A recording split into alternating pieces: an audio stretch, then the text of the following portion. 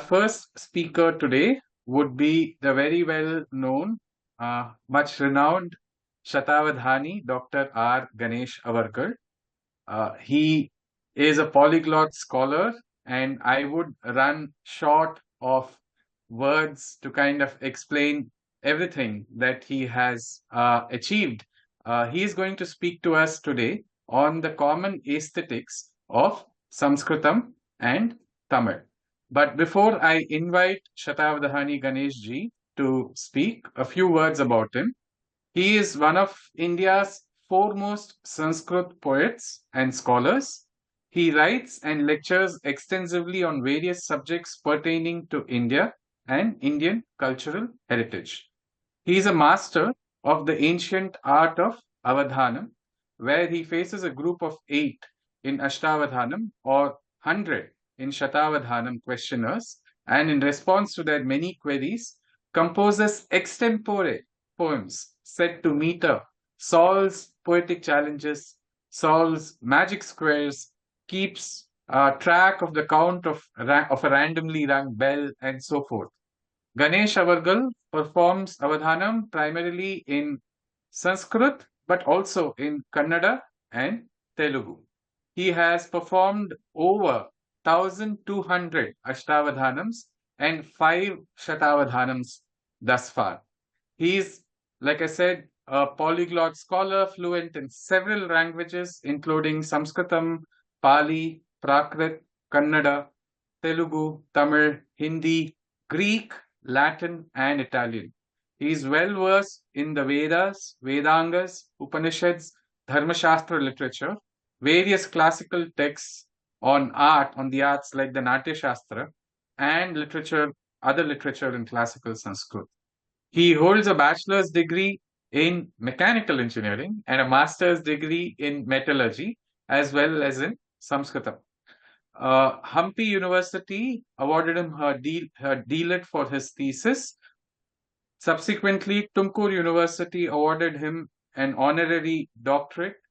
He is recently also been awarded by the president, by no less than the president of India, from the Central Sanskrit University. He is recipient of several awards and recognitions, including the Bhāratavarṣa Vyas Puraskar from the President of India for his contribution to the Sanskrit language. Few amongst his numerous awards include this highest recognition from the state of Karnataka, the Rajyotsava Award in 1992, the prestigious Kalidasa Award in 2020 from Kavi Kulaguru Kalidasa Sanskrit University in Nagpur, and the Central Sahitya Academy Award for the best Sanskrit translation in 2022.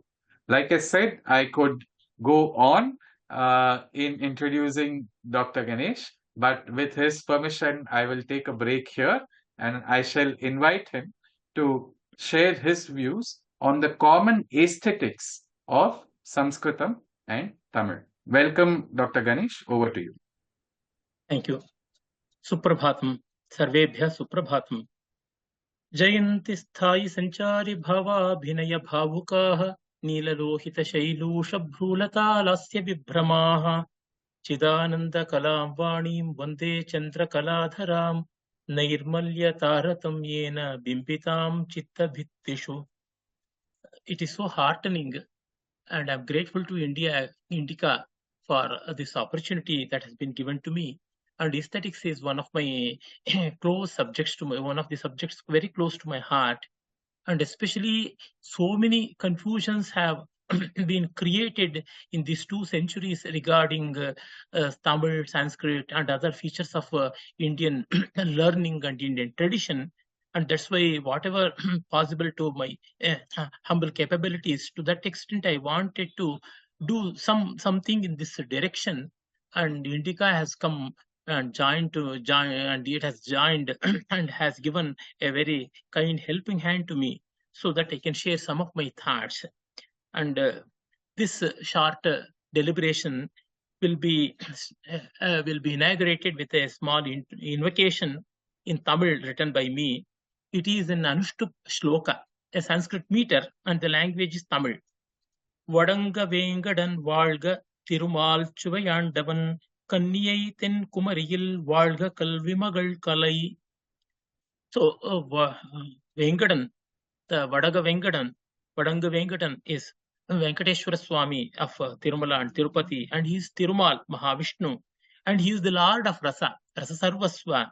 And then Kanyai Tenkumari, that Kanya Kumari, embodiment of devotion and conviction, and she is representation of Kalvi Magal Kalai. She is representation of very goddess of learning, Saraswati, and all these deities may bless. Now coming to the topic as such, aesthetics is a science of its own merit, and it is the science behind all arts.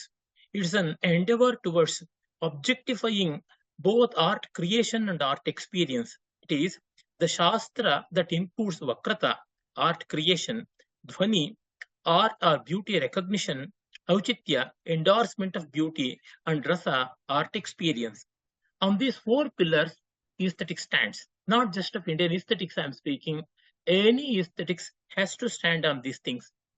Beautiful expression, that is Vakrata, and recognition of that beautiful expression through suggestion, that is Dhvani, and endorsing that is propriety or Auchitya, and experiencing it, that is Rasa. So we know from Ayurveda and even from Yoga Shastra, so many Shastras are Chatuskandhatmaka, as we know, and even the art of poesy and the science behind that is also Chatuskandhatmaka. For that matter, Indian aesthetics holds good to all arts, not just to literature, to all performing arts, plastic arts, visual arts, and everything. Hence, Indian aesthetics is Vastu Tantra in terms of Bhagavad Pada Shankaracharya. It is Vastu Tantra, reality, and not Karta Tantra, merely a conventional one working upon the whims and fancies of certain people. It is not so. It is fully Vastu Tantra. And Tamil aesthetics is no way different from Sanskrit aesthetics, and these aesthetics are no way different from universal aesthetics, because we know as physics is the physics as is physics to the world of mass, energy, time, and space, so is aesthetics to the world of Rasa, Dhvani, Auchitya, and Vakrata. We don't have European physics or Asian physics or Indian physics or American physics. So also will not be having anything exclusively Indian aesthetics and Western aesthetics.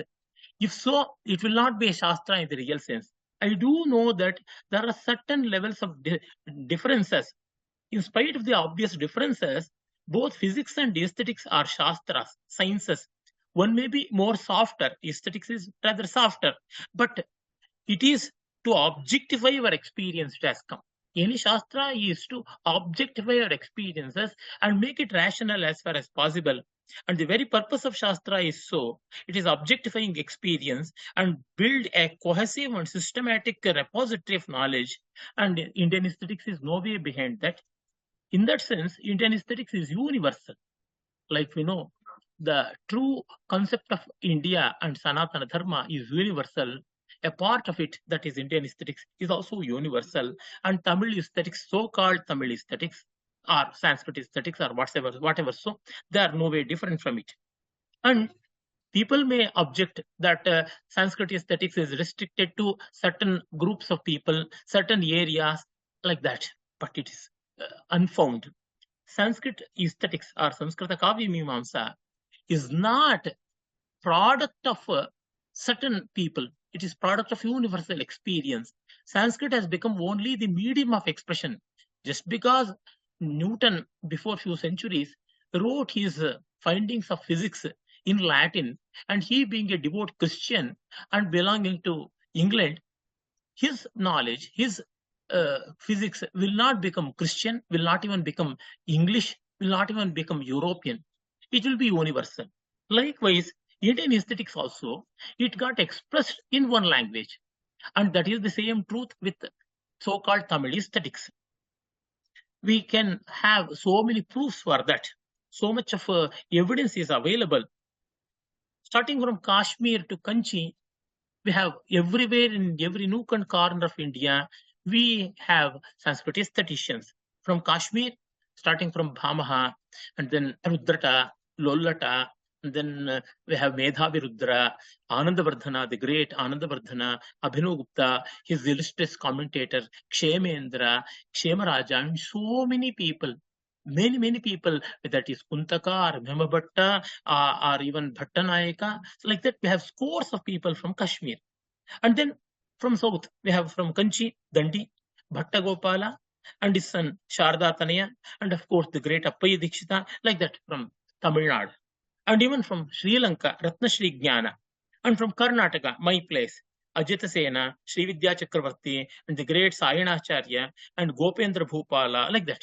From Andhra Pradesh, Vishweshwara, Vidyanatha, the great commentator Malinatha, Pedakomati Vemareddy, Simhabhupala, and the Panditaraja Jagannatha, like that. And from Kerala, we have Uttungodaya and others, an anonymous author of Natankusha, like that. We have several people. And from central India, we have Hemadri, Bhoja.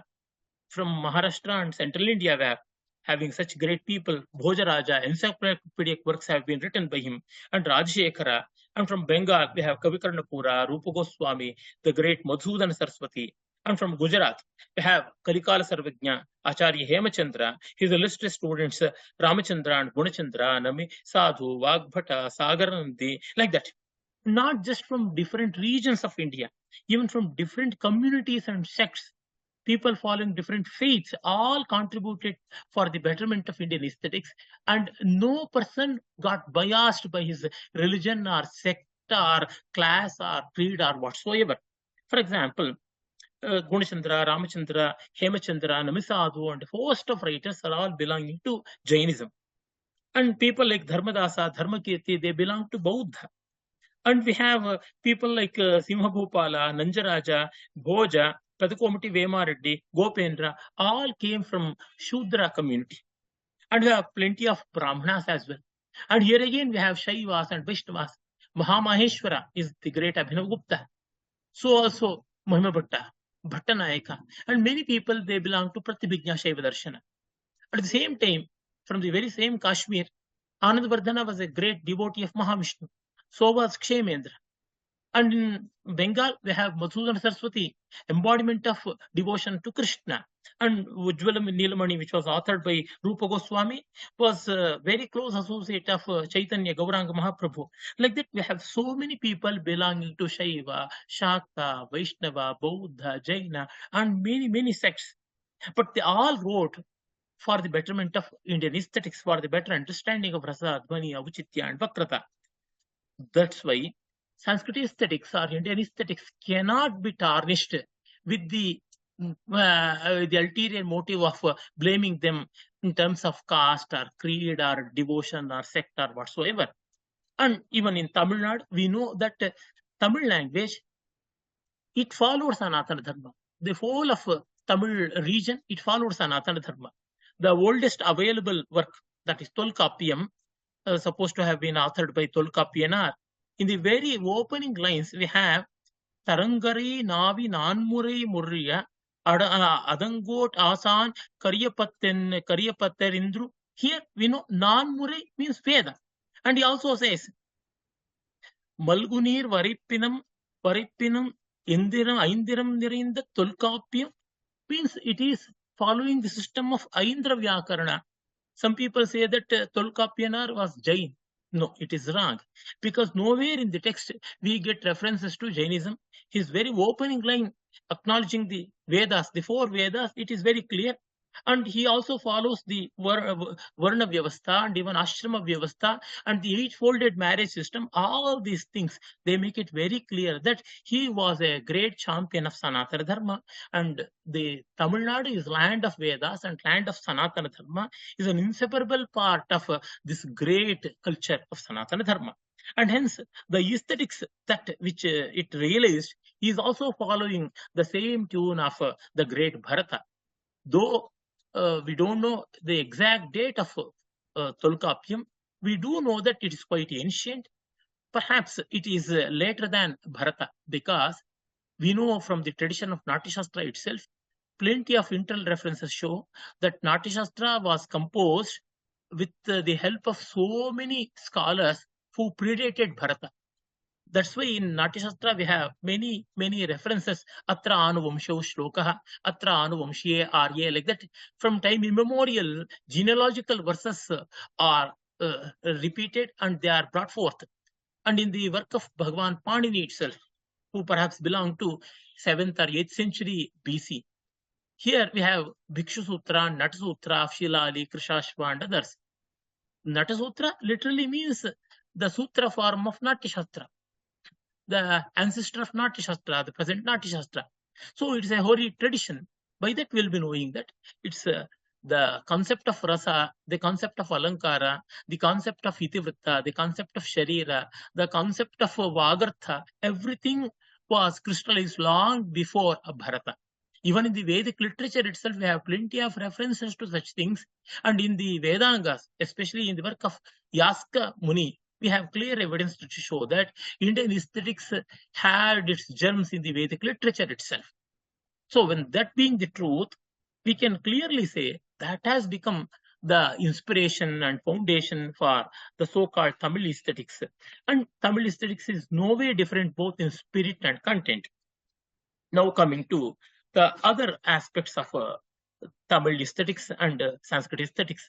The very two terms are quite questionable. Only for the sake of convenience, we are going to say these two are different. Again, drawing from Abhinavgupta, he says in one of his commentaries, though the form and content of poetry are inseparable, just for the sake of analytical convenience, we are going to make an apparent distinction between these two, and our deliberation will go on in that direction. And that's why we can be very sure of it that it is the monolithic one.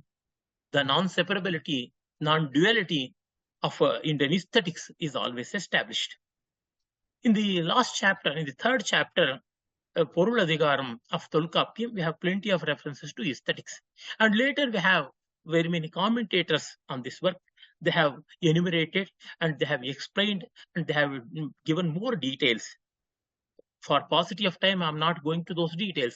And then later works like Dandyalankaram and Veerasholiyam, and even from the lore of Yap, that is Chandas, Yaparangalam Karike, like that, we have plenty of Tamil works which again follow the Sanskrit tradition. Nowhere we find any dichotomy. And even the literature there.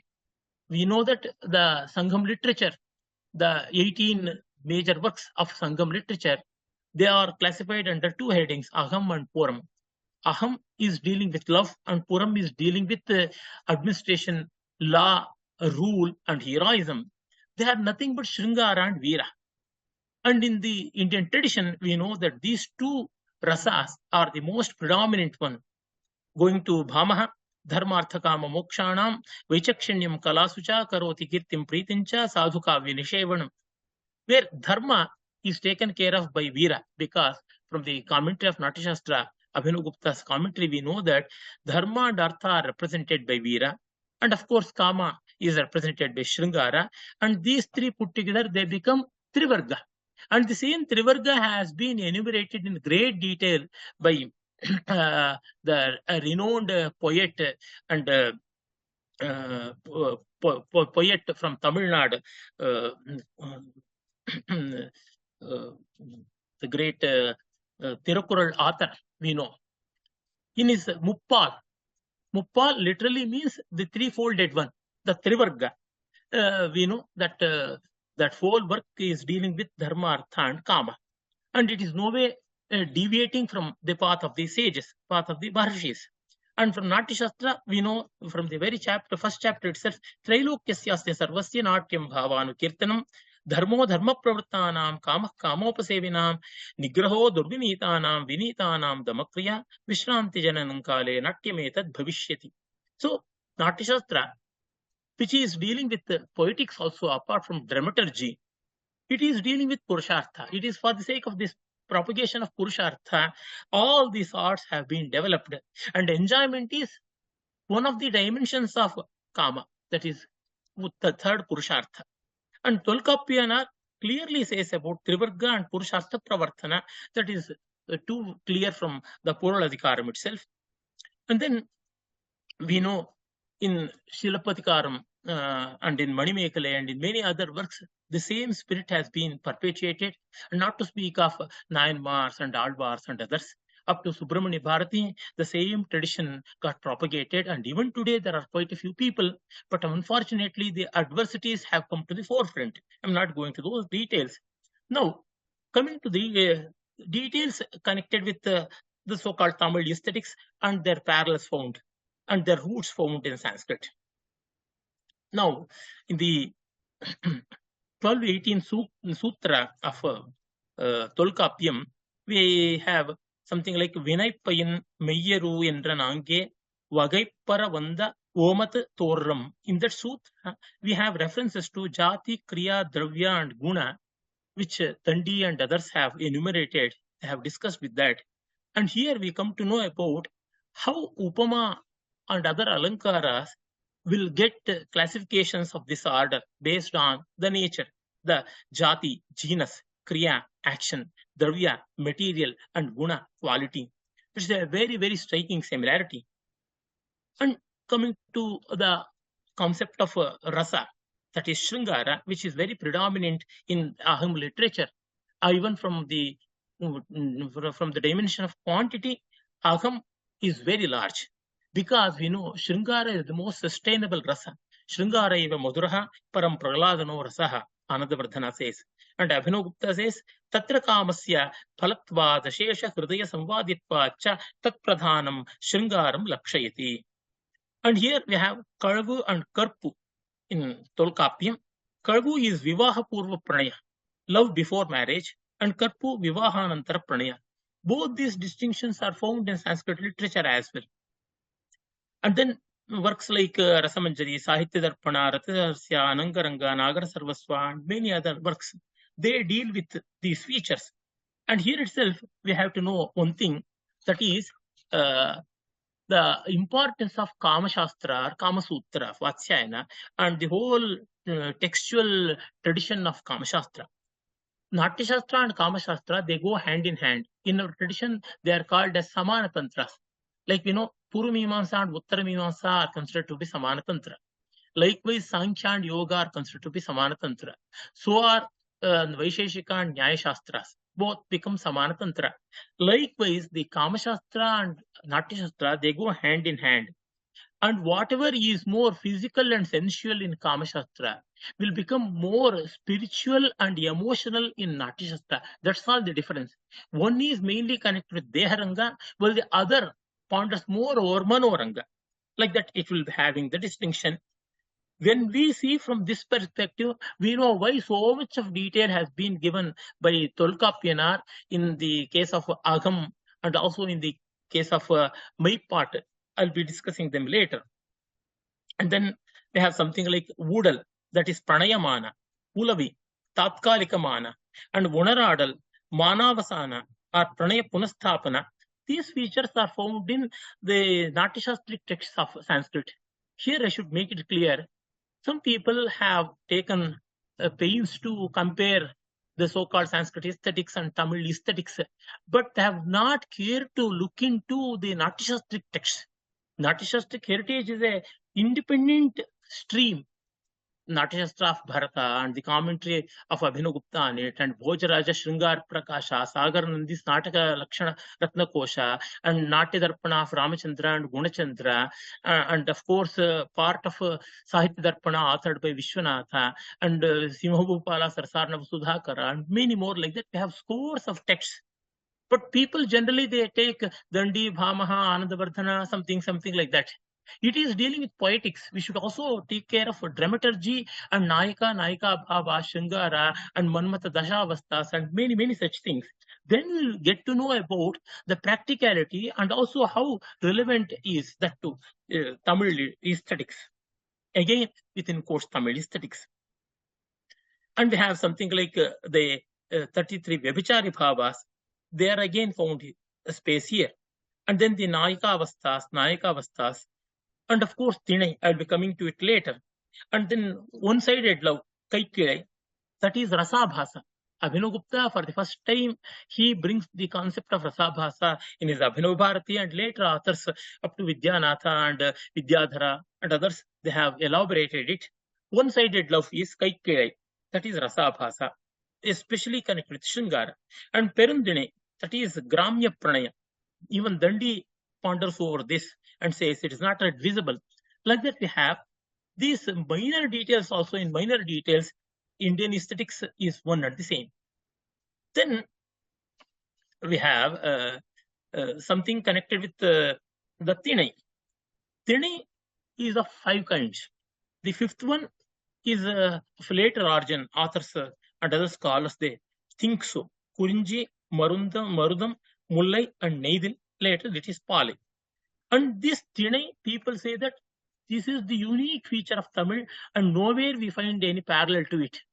It's a misnomer. It's a very big misnomer. The complete concept of Tinai is encapsulated in one term, Uddipana Vibhava, in the Rasa Sutra itself. In the Rasa Sutra of Bharata, we have Vibhava, Anubhava, Vibhichari Bhava, Vibhichari Sanyoga, Rasanishpati. There, Vibhava is of 2 kinds, Alambana Vibhava and Uddipana Vibhava. Hero is the Alambana to heroine, and heroine is the Alambana to hero. Apart from that, the rest of the world is completely categorized under one heading, that is Uddipana Vibhava. And this 5-folded Tinai is nothing but Uddipana Vibhavas were different kinds of Nayikas or different states of Nayikas. We have Nayikas running up to 384 in number and even more, almost up to 16,000 and odd. We can classify that, sub-classification and sub-sub-classification like that. Rasamanjari and others have done it. Bhanudatta, the author of Rasamanjari, and many more people have done it. And there, the renowned Ashtanayikas, based on their mental situation, based on their pangs of love, these 8-folded Nayikas are named as Vasaksajika, Swadhinapatika, Kalahantarita, Khandita, Proshitapatika, Abhisarika, Vipralabdha, and Swadhinapatika. And these Ashtanayikas, they are clearly matching with these 8 Tinais. How the Nayikas, they enjoy and they suffer these situations, that has been discussed in Tolkapiyam. And though the Nayikas' names have not been mentioned as Swadhinapatika, Sviya and others, the descriptions have been given, and the Lakshanas themselves will reveal that these are the very Nayikas which are found there. And this is nothing but Uddipana Vibhava, and that includes nature, culture, flora, fauna, that is plants, animals, birds, seasons, human beings, festivals, pastimes, sports, lifestyle, and so many other things. They are completely coming under the heading of Tinai. And we have Maipadu. Maipadu is of 2 kinds. And we come to know about Maipadu from 1191 Sutra, 91 number Sutra of Tolkapiyam. There it is mainly referring to Angika and Satvika Abhinaya. By this we'll be knowing that Tolkapiyam is more akin to Natya Shastra and Natya Shastric tradition than the poetic tradition. Poetic tradition is a later development. Poetics is a part of Natya Shastra. In Natya Shastra, only after the 12th, 13th chapters, we will be having up to 17th chapter, certain chapters which are being devoted for the enumeration of Shabda, Artha, Vyakarana, Chandas, and then Alankara, Guna, and others. So it is a small segment. Tolkapiyam, it directly gets connected with Natya Shastra and deals with it. Now coming back to the Tinais. Kurinji, Mullai, Marudam, Neidil, and Pale. Kurinji is of the mountains, Mullai is of forests, the forest in the slopes, and then Marudam, plains, Neidil, seashore, and Pale, desert. Here, when the hero and heroine are in deep love with each other, and they are uniting, and they are expecting their union, that concept is called Iruttal. And here comes Molli, and there Vasaksajja and Abhisarika, these 2 Nayikas can fit it. And then Punarchi, that is intense association, intense love, and that is in Kurinji. And here we have Swadhinapatika. And Woodal, that is Manakashaya, suffering with the ego, and because of the ego, getting separated. And here we have the Tinai Marudam, and there we get to know about Khandita and Vipralabdha. And Piridal, that is separation, Vipralambha or Vyoga.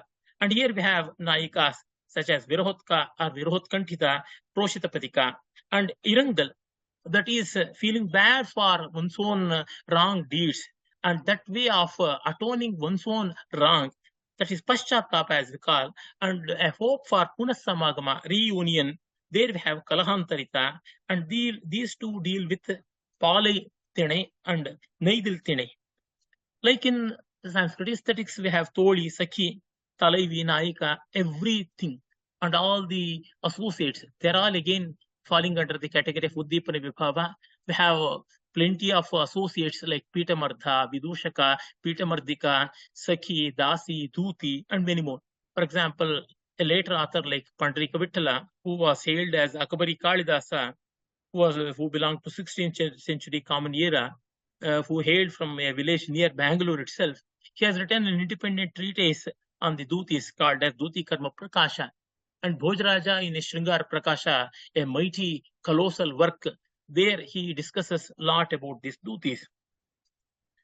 And then coming to the nature of Agam poetry, we have Purananur, Aghananur, Aingarunur, and Natrine, Karuntoge, Kalittoge, like that, many works in Sangam literature. And there, Aham is predominant, that is love. There, the nature of poetry is something like the very words of hero or heroine or their associates. It means poet will not be narrating anything. It's only the characters they narrate, they express. And this type of expression is called as Kavinibadha Prodokti in terms of Anandavardhana's aesthetics. In Anandavardhana's Dhunyaloka, he treats poetic expression of three kinds: Swatasambhavi, Kavi Prodokti, and Kavinibadha Prodokti. And he opines that the last one, the Kavinibadha Prodokti, means the characters themselves revealing, is far more appealing and far more enjoyable and is more rich in rasa, because the characters themselves speak and the indulgence of poet will be least. And to our joy, all that Agam Tamil literature is full of Kavi Nibadha Prodokti. And that is not a distinctive, unique feature of Tamil literature. In Prakrit, the spoken form of Sanskrit, we have plenty of such references. For example, the great Gatha Saptashati compiled by the noble king belonging to Śatāvadhānī race, Hala. In his Gatha Saptashati, we have hundreds of beautiful verses which are filled with Shringar Rasa, where everything is spoken by Nayaka or Nayika. And so also Amruka, the great poet of 7th century perhaps. And in Amruka Shataka, so many verses, very beautiful verses, are all nothing but pouring out emotions of the respective heroes or heroines and Sakhis. So it is the character that is going to speak. And in Puram, in Sangam literature, and he also deals, the Tolkapiyanar also deals, Puram is completely rich in Raja Chatu, Raja Prashasti, Veerastuti, and Datrastuti. So it is completely taking care of Veera. Means dharma and artha. These two purusharthas are taken care of by Puram. And in the Vedic literature itself, we have many Dhanastutis, starting from that time. And we have many passages which deal with the heroism of great kings and deities like Indra and others. And coming to Sanskrit literature, we have plenty of virtually thousands and thousands of verses which are devoted to Rajastuti, Rajachatu, like that. Even great people like Abhinav Gupta, Anandavardhana, and others, they give a lot of illustrative verses regarding these things. And here again, the heroism of the king, the generosity of the king, everything is eulogized. That's how the Aham and Puram is nothing but Shringara and Veera. And this Shringara and Veera, they represent respectively Kama, Dharma, and Artha. So Trivarga is taken care of. This is about the content. The content means rasa. And of course, rasa is realized only through the leading characters. Nayakashritaha rasaha, like Bharata says. And then coming to the form. In the form, we have Alankara. Kavyam Grahyam Alankarat. So said Vamana. And also, it is known that Saundaryam Alankara, again Vamana. And then the very concept of Alankara is really profound. Arambhavaha, alambhavo hi alankaraha, alambhavo nama paryapti bhavaha. That feel of completion, that feel of saturation is the hallmark of expression. And we have aram bhavaha. Aram means it is beautiful, it is noble. And this word finds its root in Vedas themselves. And so aram bhava means the beauty. Alam bhava means enoughness. This is the alankara is universal. And among the alankaras, upama is the mother of all alankaras. Appai Dikshita's Chitramimamsa clearly says upama is one dances that takes all the roles, that take all the characters and dances. Upamaika Shailushi, like that he says. And that's why it is very natural for the Tolkapianar to ponder over more on Upama Alankara. Because Upama is based essentially on similarity. Sadrishya Moolam Upama. That's how Rudrata classifies. And even Ruyaka, he continues with it. And this type of classifying Upama finds its root in the Vedanga Nirukta itself. Yaska, he says about Hinopama, Arthopama, Luktopama, Prasiddhopama, Prasiddhopama, Shabdopama, Arthopama, Bhutopama, Siddhopama, Rupapama, Karmopama, and many more. So also, Tolkapiam gives several varieties of Upama, and it also takes care of the nature of Upama, and then the avoiding of Hinopama and others. Then it also says about many other alankaras. We can notice that from the examples that have been given by the commentators in Tolkapiam, Pratipa, Rupaka, Vyatireka, Apannuti, Utpreksha, Atishaya, Muktapadagrasta, Drishtanta, and several alankaras can be extracted. And all these alankaras are based on Sadrishya Moola. If you go to the work of Ruyaka, that is Alankara Sarvasva, and turn the initial pages that deal with Upama Alankara, you get to know about these things. And then there are totally 36 in number, the Upama Vachakas. It's very interesting. Tolkapiam gives in Sutra 1228 36 words which are meant for the Upama Vachakas.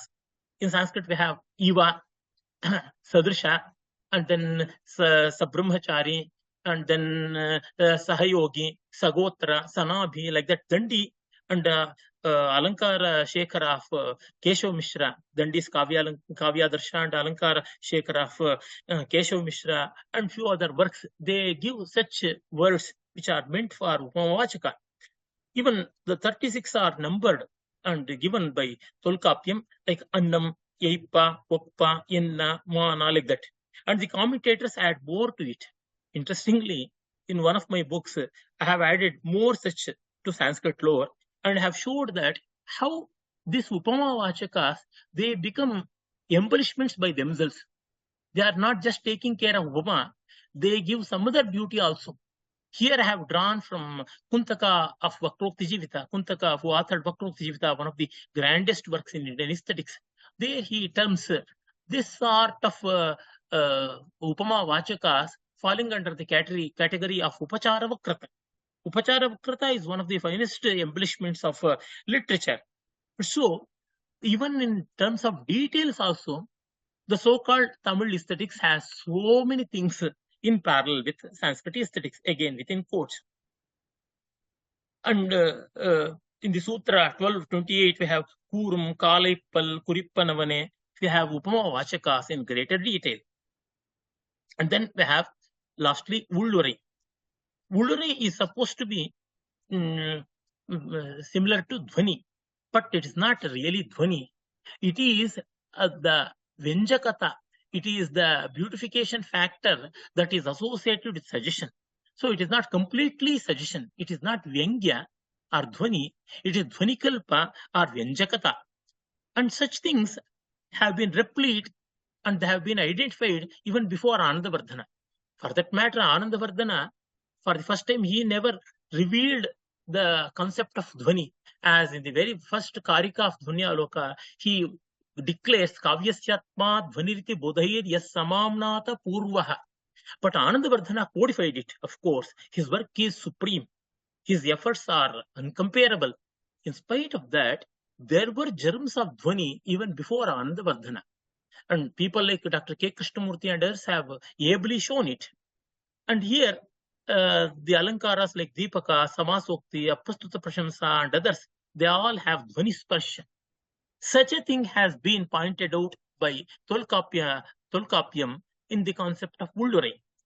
And we know that naturally the poems dealing with love will have a lot of dhvani. And that's why Dhvanyaloka takes a lot of examples from such works which deal with Shringara. If you turn to the first 2 chapters of Dhvanyaloka, you get to know about so many Prakrita Gathas, which are replete with Shringara. And also all the later works. Because Shringara is the Param Prahladana rasa, the most sustainable rasa. There have so many shades of dhvani and so many other bhavas, so many other vyabhichari bhavas, and even the sthai bhavas.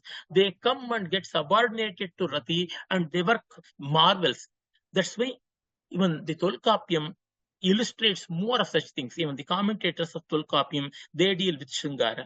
If you look at the amount of space that has been given, it becomes very clear. So everywhere you get to know the similarity, it's not accident. It's because of the one common source. Both Sanskrit aesthetics and Tamil aesthetics, again within quotes, they have such similarity. Such a similarity cannot be thought of in the case of Greek aesthetics or Roman aesthetics. We do have similarity, but it is not this much. And again, because Sanskrit aesthetics is universal, Indian aesthetics is universal. As I mentioned earlier in the beginning of the celebration itself, is Vastu Tantra. We get to know parallels with the Greek aesthetics also. Catharsis, for that matter, catharsis that is propounded by Aristotle, it has lot of parallels. It has lot of semblance with the concept of Bhattatota. Bhattatota was tutor of Abhinavagupta, who taught Natya Shastra to him, and in many places in the Abhinavabharati, with respect and reverence, he says Asmadupadhyaya ivam ahuhu, Asmadupadhyaya Bhattatotena ivam proktam, like that he says Abhinavagupta. Likewise, even from the concept of sublimity as expounded by Longinus, in English it is called as Longinus, we get to know about the Satvati Vritti and the concept of sublimity, that is Bhuma, the concept which is seen in the Chandogyopanishad, and that has been later developed in greater detail by people like Kuvempu from Karnataka in 20th century, a great poet and scholar of modern Kannada. Why I'm saying all these things, it is because of this concept of Vastu Tantratva, because of the richness of Vastu Tantratva, such similarities will be found, which are well found and which are meaningful, which are applicable and acceptable. It is because of the intrinsic merit of Indian aesthetics, and to which Tamil aesthetics is no exception. But at the same time, we should never forget that whether it is Tamil literature or Tamil aesthetics or Sanskrit aesthetics or Sanskrit literature, everything has its roots in Sanatana Dharma. And Sanatana Dharma is the mighty banyan tree. Under the shelter, all this grew. And it is because of the taproots of this great banyan tree, all Shastras, in the beginning itself, Sri Megh Kalyan Sundaram ji read out a few verses that are connected with the 14 Vidyasthanas or even 18 Vidyasthanas. It is because of that one Ekam Brahmamulam this has happened. And I think I have already taken much of your time. With this brief deliberation, I take leave. Dhanyavad, namaskar. Thank you so much, Śatāvadhānī, Dr. R. Ganesh Avarkar, for such a sweeping comparison between Saṃskṛtam and Tamil, and going beyond these language categories, but looking at them, from an overall Bharatiya kind of umbrella, and how that is kind of central to, our sense of aesthetics, Bharatiya sense of aesthetics. I'm not mentioning over here the numerous similarities that you enumerated one by one in the field of aesthetics. I'm very, very grateful to you for this, I would say, a very unique talk. I haven't come across something like this, at least on YouTube or anywhere else. I'm very grateful to you that you have joined us today and shared your views on this particular topic. Thank you so much. Thank you. Ganesha. I have to add one more thing. It's because of the grace of so many great scholars like Professor M. Hiriyanna, Mahabhārata, P.V. Kane, and Dr. V. Raghavan, my own mentor, Dr. K. Krishnamurthy, and many people. Because of their grace, I could say something. At the same time, great scholars like Mahamahōpadhyaya, Kuppuswamy Shastrigal, and his illustrious students starting from Dr. V. Raghavan, Subramanya Shastri, Shankar, and many more. These people could have written independent work on the similarities and the oneness of Tamil aesthetics and Sanskrit aesthetics. I don't know what happened and what made them. Even after scanning all the works of Raghavan bibliography is a very voluminous work of 300 and odd pages. But unfortunately, these great people who hailed from Tamil Nadu and who did wonderful service to Sanatana Dharma and Sanskrit, they have not written much on this. I think the rough weather of politics that would have prevented them from doing so. But even today, we have the need for such scholars to work on this direction and bring out one authoritative work which would be conclusive in this direction. I hope that will be done sooner. Thank you. Namaskar. Thank you so much, Dr. Ganesh. I think that's a very, very good point that you've made, specific to aesthetics. I'll be covering from a point of view of Tulkapyam and Panini's Ashtadhyayi. There's a scholar in 1997. She's done some detailed work. I'll be touching upon it towards the end, last 15 minutes. But in the field of aesthetics, I think you're saying that we need to have more comparisons. And she's tried to do a literature survey. I'll touch upon it, like I said, at the end of my session. But your point is very well taken. I think it's time now for us to have this very detailed, academically well-written kind of work, which puts, what you showed. And you've given the Margadarshan. And I'm hoping this will come out either from you or from some of the from your own students or whoever is listening to this. Once again, I'm very grateful to you for joining us.